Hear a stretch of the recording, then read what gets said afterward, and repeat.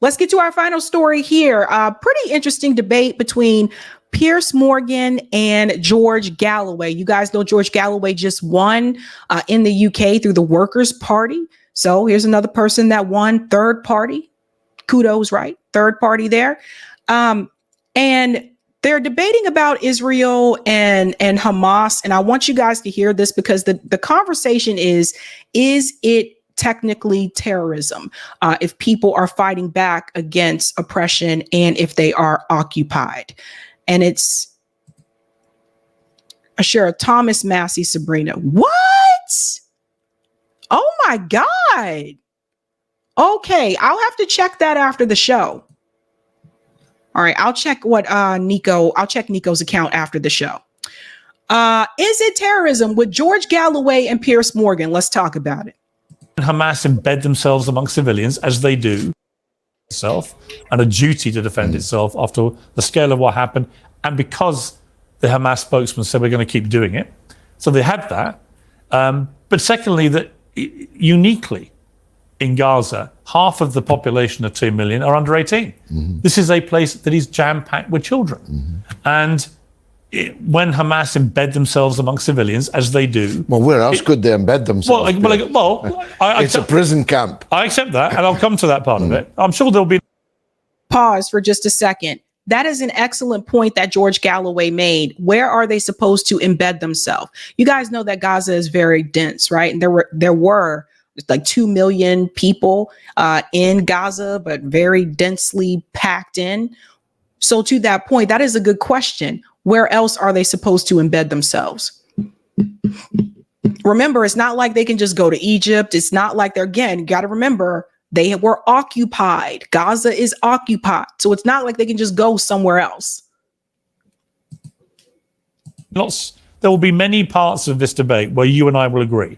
There will be some where we don't agree. And I still have no evidence that there's any end game plan by Israel. And I think you're now seeing the Israeli government fracturing with people recognizing there is no after the war plan. And it could be complete and utter chaos. And there are certainly people on that cabinet, I think, Smotrich and Ben-Gvir and others, who have been talking in a genocidal way about this. So that's where I am with this. But I've started a lot of interviews with pro-Palestinian guests, and I'll do it with you. And it's been a sort of controversial thing. People have sort of mocked me for it, but I kind of think it's a good starting point that to go back to October the 7th, when you realise the scale of what had happened that day, do you condemn what happened that day? Well, I have to first correct you on something. It was by no means the single biggest slaughter in the Israel-Palestine chapter. In one day? In one day. In fact, in 5 hours, with Sharon on the roof shining a searchlight into the Sabra and Shatila camps in Beirut, 3,850 Palestinian women and children. There were only women and children because the men had all agreed to sail away to Tunisia as part of an American brokered deal. Now, younger viewers will not remember Sabra and Shatila, but those two names are burned in the minds of those older and who care about it. So that's triple the actual death toll on October the 7th. Well, nearly 7,000 more were wounded on October the 7th. Yeah, but the fact that you thought, I mean this respectfully, that this was the biggest single day of slaughter is part of the problem. The lives, the blood of Palestinians is oftentimes by commentators and politicians regarded as less valuable than the blood of Israelis. All the blood is a disgrace, all of it. And insofar as terrorist acts are committed by Palestinian organizations, by terrorists I mean the harming, killing of innocent civilians, of course I condemn that. So do you accept, on that then, do you accept, because the number you gave for the other atrocity? Again, Piers Morgan is fixated on this do you condemn Hamas thing. He is fixated on this. Which is what it was, is disputed. You know it's disputed. So... The Sabra Shatila? Yeah, the actual toll is disputed. Well, the death toll on October 7th is Well, I know you dispute it, but there's more clarity about the numbers on that. No, there isn't, because the Israeli media reports have not been reflected in Western reports. But the Israeli media all the time reports that significant casualties were inflicted by Israeli forces themselves, and deliberately under Netanyahu's Hannibal directive, which states that no one should be allowed to be taken hostage, kill them, rather than allow them to be taken hostage. But over 230 were taken hostage. Yeah, and taking women. And the latest figures Yeah. are that 1,143 people were killed in the initial series of terror attacks, 373 of whom were linked to security forces, 766 of whom were civilians. Now, you've questioned those before. Do you question those now? No, I question who killed whom, but I don't eschew condemnation of the killing of innocent civilians. If you show me an old woman who was killed by a Palestinian fighter. Well, they showed it themselves. I mean, they broadcast many of the atrocities to the world. I absolutely condemn that. I also condemn the taking of women and children as hostages, Right. whether they're taken by the Israeli government, and there are 9,000 hostages in Israeli dungeons that are untried, not even charged. They're just held there as hostages. And I condemn the holding of civilian hostages And do you think in what Gaza. do you think what Hamas did that day was a terrorist attack? Pause. So do you see what Piers Morgan is doing here? So what I think was brilliant by George Galloway is he's also pointing out the crimes that Israel did. Because the reality is, why did Hamas take Israeli hostages? They took those hostages to exchange them for Palestinian hostages. And we call them Palestinian hostages because these are people that were not tried for any supposed crime that Israel said that they were tried for. They just took these people and they imprisoned them. That's a hostage-like situation. No trial by jury, just taking people, and sometimes took people that wasn't even the person that they were looking for. So there were stories of them coming to homes looking for a particular person. And if that person was not there in the home, they would just take someone else in their place. So yes, those people are hostages. Well, the parts that I'm talking about were undoubtedly a terrorist attack. Right. But if You see, the attack, look, I wasn't expecting you to say that. And the reason I think it's significant, George, is a lot of people have sat in that chair on the Palestinian side of this debate, and they have including Jeremy Corbyn, I might add, who have resolutely refused to condemn what Hamas did that day. And I find that very difficult to get past. Well, I've often I understand that. I've ended up with 20-minute debates, as I did with Corbyn about it. Let me pause here. Why does Piers need for George to focus on what other people have said about that day? Like, that's the thing.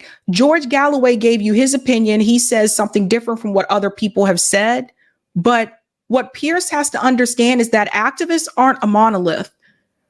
When you look at different organizations, and I'm an organizer, you look at different organizations, a lot of times people will come together because they agree on the core principles or the core issues, but that doesn't mean that they agree on everything. That doesn't mean we believe everything together, but it does mean that there are certain issues, core issues that we do align with, and that's what brings the activism together. So that's the thing that Piers Morgan does not understand. And I kind of don't expect him to understand that because he's not an activist, he's not an organizer, but that's the thing. Not everybody feels the same way about every particular part of that activism. You could see this with BLM. You could have seen this during the civil rights movement. By the way, there were many disagreements among civil rights activists that did not agree on every issue. And you know what some of the disagreements were? How were they going to protest? There were civil rights activists that did not agree on every method that was chosen to protest. So it's not a monolith. Because I don't see any human being cannot tell that what it is. Killing innocent civilians, whether on London Bridge or on the London Underground or at a music festival, are terrorist acts because they are punishing innocent people for the crimes of guilty people. Now, I was underground as an agent of the ANC in apartheid South Africa. I was working for Nelson Mandela's ANC. I gave my blood on the floor of the Guguletu police station in Cape Town. Was the ANC a terrorist organization? The answer to that is no, even though they had people who carried out terrorist attacks. You have to understand the whole picture and not just a tiny corner of a single snapshot. The ANC, like the Palestinians, are fighting against an apartheid state. In the case of Palestine, the millions of Palestinians scattered around the world with no one speaking up for them. And from time to time, when people categorize what Hamas did on October 7th as resistance, do you think that's an acceptable choice of word for what happened that day? If you're fighting against occupation forces, undoubtedly it is.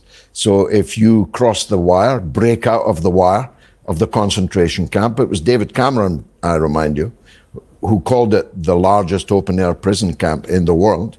If you break through and you start taking a toll on your guards, the people who've kept you in this absolute immiseration, penury, with regular death being dealt to you, then that's a legitimate act of resistance. But it's not legitimate. There it is. Because the thing is this, like I said before, Piers Morgan would have disagreed with slave revolts. Piers Morgan would have said, oh, no, that's not the right thing to do. So people are supposed to remain as slaves. They're just supposed to be held captured and not try to break free and have that freedom. Right? So George Galloway, this is George Galloway schooling Piers Morgan here about what it means to truly resist. To attack kids and grandmothers. I already said that. No, that's what I mean. Already. But that's why I mean, yeah. Some people try to describe what Hamas did that day as resistance. No, killing grandmas and kids is terrorism. It's not resistance. It's not resistance. Right. It's terrorism. That's my point. But killing soldiers and security officers of the Israeli state is enshrined in international law. When you used the phrase earlier about Israel having the right to defend itself, it literally does not have the right. It's excluded. Every country has the right to defend itself. It's excluded in international law that any country has the right to defend itself from territories that it illegally occupies. So, boom, there it is. There it is right there. Everyone, let's say it again. That part is so incredibly important. Because first of all, how is Israel still defending itself? When they pretty much bombed Gaza out of existence, how are they still defending themselves till this day? So there's that. And two, to the point that George Galloway made there, that makes perfect sense. Because how do you have the right to defend yourself when you are fighting against the people that you are occupying? It does not make any damn sense. It's the craziest thing I've ever heard. It does not make any damn sense. You have a right to be free. And some of the same people who stood up for and fought for Nelson Mandela and fought against apartheid in South Africa, some of those same people are like, Israel has a right to defend itself. No, it doesn't. Say it with me. No, it does not. You are occupying those people. You won't even give those people clean water. You kidding me? You control what food goes in and out of Gaza? You control whether or not a Palestinian in Gaza can leave Gaza and come to a hospital to have surgery in Israel? You don't even let these people have the right to return? It is an apartheid state. You have passports where people have to travel across the West Bank where Palestinians can't use certain roads? And you're telling me that these people don't have a right to fight back? That they have to just sit back there and take it? Everyone has the right to fight back against their oppressors. Everyone has the right to resist occupation. And anyone who would sit up there and tell you that you should just accept being occupied is probably someone who is a fucking oppressor, okay? Think about that. So the occupied have that right. Hang on. As you've just said, many acts of terrorism were committed that day, and every country has a fundamental right to defend its people from terrorism. You would agree with that? Yes, from terrorism. Right. But so Israel does have a right, because the Hamas spokesman, I think critically for this debate, the Hamas spokesman within several weeks on camera said, we will keep trying to do this again and again. Well, I'm not a supporter of Hamas. I'm not saying you are. know. I'm just saying, I'm saying in terms of Israel's right to defend itself, indeed, I would say a moral duty. Now, the scale of it we're going to come to, and there we might meet some common ground. But on the principle of, if you suffer a terror attack of that nature, in the way that it was perpetrated, that Israel has a fundamental right and a duty to its people, if the perpetrators say we're going to keep trying to do this, to defend itself. You would agree with that? But to defend yourself by killing and mutilating 150,000 people and climbing, Save the Children have just said there are 21,000 missing children on top of the 15,000. Oh, we don't have these figures. These figures have not been confirmed. Well, you can believe Save the Children or not. I agree. I think they're a pretty reputable organization. I believe Princess Anne is their patron. It is widely accepted that up to about 40,000 people so far have died. We don't know how many of those are Hamas. Israel would have you believe it's 15,000. Well, I've seen a lot of pictures of people who are manifestly not Hamas. I agree. So have you. I agree. And I think the slaughter of the children has been horrific. Yeah, and inevitable. Yeah. Inevitable. It is inevitable. Yeah, it's been horrific, but Piers Morgan never leads with that. Have you guys always noticed? He believes that the slaughter, hey, that's a good spot for a thumbnail. He believes that the slaughter of the Palestinian kids is horrific, but he never leads with that. Maybe once, I think it was one time I covered on the show where he led with that. I think it was right after the Rafah tent massacre. But for the most part, he usually leads with, but do you think that, Hamas is a terrorist organization, or do you condemn Hamas? He usually leads with that. Because he too, like I said before, again, you got to follow the money. We all got to remember this. Rupert Murdoch, who owns Fox News, owns Talk TV. Piers Morgan, this uncensored show, used to be on Piers Morgan's Talk TV. When Piers Morgan decided to split and do his own thing, what I found out when I did some of the research is that even this show, Uncensored, is still a part of one of the subsidiaries of Rupert Murdoch's company. And Rupert Murdoch is a Zionist. So you got to remember who people are working for. Let's continue.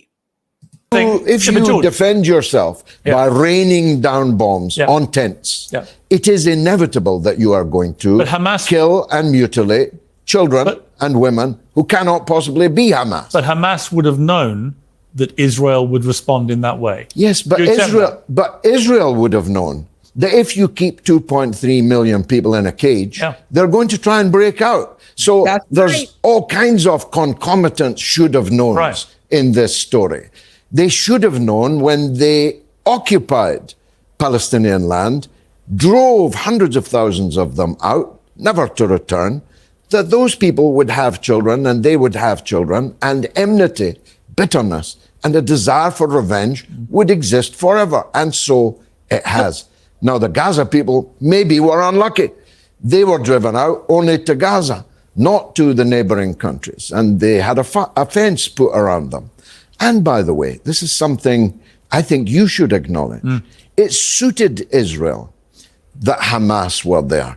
They begged Qatar to keep on funding Hamas. I agree with you. Because they didn't want Arafat, my friend. Let me clear this. They wanted an Islamist enemy. Netanyahu liked the idea of the Palestinian governments being split between Palestinian Authority and Hamas. It suited him that they were divided, that there wasn't a unity governing the Palestinian people. That is why he helped authorize these billions being sent through to Hamas. And Hamas then, in my opinion, abused that money and used it to build the tunnels where they went down, but they didn't let the civilians go down, to arm themselves to the teeth and plan attacks, right? So, first of all, let's interrupt here for just a second.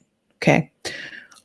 When you have people in captivity, you're occupying them, and you decide to give one of the groups that's a part of that captivity money, the way that I see it, you don't get to tell them how to spend it. Say it with me again, folks.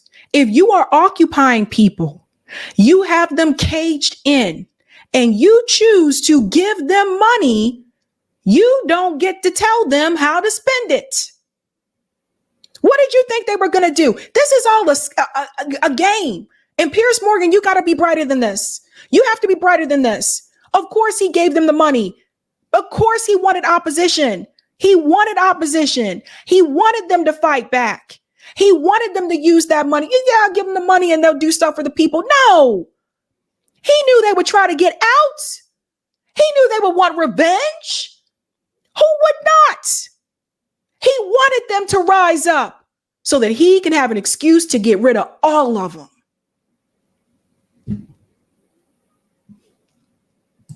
That's how I see it. I don't remotely excuse Netanyahu from this. I actually think going out of this goes much further back. Piers, I was there, saw it with my own eyes. Well, you can only the birth of Hamas. Right, but I mean, they were given power in 2005. Yeah, is my point. But it's existed for 38 years. Right, but they only got governmental power in 2005. Sure, but I've been involved for 50 years. So I can tell you that I saw with my own eyes the deliberate bringing into being of an Islamist resistance set of organizations to stymie Yasser Arafat. They didn't want Arafat. They didn't want the likes of my friend, the next legitimate president, the Nelson Mandela of Palestine, Marwan Barghouti. Many of his family members have been on your show. Yeah, Marwan Barghouti, they want to keep him in a dungeon because he represents an ideal that unites people of all religions and none. Has an ability to attract people around the world to the nobility of his cause. So kill and jail all the people like that. Make a bogeyman of an Islamist enemy. Make sure he continues to be funded by Arab regimes that you are able to order around. And that's what happened. That's not to say that the resistance fighters who are now taking a heavy toll on Netanyahu's invaders, very heavy. It's now 9 months. They still haven't quashed the resistance in these camps. Well, they're not going to defeat Hamas in its entirety. No, and some have acknowledged and they certainly, in my opinion, the massive flaw with this strategy, I think they are fueling, not ending the ideology. For sure. I can't imagine that the amount of bloodshed of civilians we've seen is not going to inspire a lot more people to embrace the revenge ideology that Hamas have represented. Didn't we discover? You cannot discuss talking about ending Hamas ideology because that's one of the things that they've said before, right? Like you can't really just get rid of Hamas because even if you were to kill everyone that's a part of Hamas, the ideology still lives on. So you can't sit up there and just talk about ending Hamas ideology unless you also talk about ending Zionist ideology. How did we get here? We got here because of Zionism. That ideology itself is what drove the Palestinian people off their land. When you have Israeli settlers, right, pushing Palestinian people out of their homes in the West Bank, that comes from Zionism. So you can't, and this is where Piers Morgan, this is why I say you're not serious. Because at the end of the day, if you want to talk about ending the Hamas ideology, but you're not willing to sit there and talk about ending the ideology of Zionism, which is what put all this into motion in the first damn place, you're not serious. A racist, supremacist ideology that the United States government backs, by the way. And people use the religion as an excuse.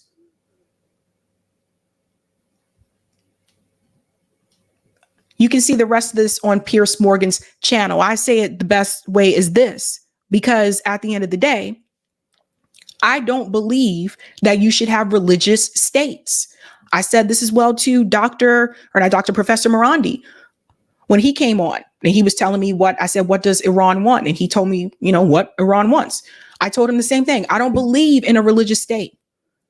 I believe there should be one secular state with Israelis and Palestinians and living together the way that it used to be, where they lived side by side, and everyone should be treated equal. What you have right now is not equality, and you damn sure don't have equity when you have settlers stealing Palestinians' homes. So when we talk about ideology, I think we need to start with the ideology that started all of this, boo.